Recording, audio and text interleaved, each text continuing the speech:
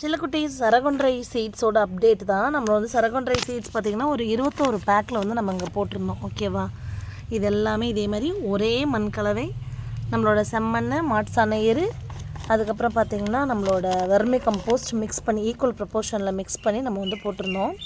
அதில் இந்த சீட்ஸை வந்து பார்த்திங்கன்னா ஒரு 1 to 3 சென்டிமீட்டர்ஸ் கிட்ட உள்ளே அமர்த்தி, அப்படி இப்போ இதுதான் சீட் அப்படின்னா இந்த சீடை உள்ளே வச்சு நல்லா அப்படி ப்ரெஸ் பண்ணி ஒரு 3 சென்டிமீட்டர் டெப்த்தில் அப்படி வச்சுருந்தோம்.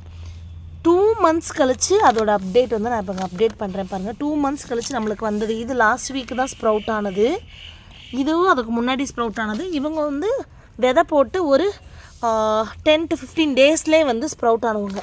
அந்த ஓடெல்லாம் விலகி ஸ்ப்ரவுட் ஆகிறதுக்கு பாருங்கள் ஒன்று ஒரு டைம் எடுத்துக்கிறது. மற்றதெல்லாம் இன்னும் ஸ்ப்ரவுட்டே ஆகலை. இனிமேல் தான் ஸ்ப்ரவுட் ஆகாமல் நம்ம பொறுத்து இருந்து தான் பார்க்கணும். நல்ல வெயிலில் தான் வச்சேன்.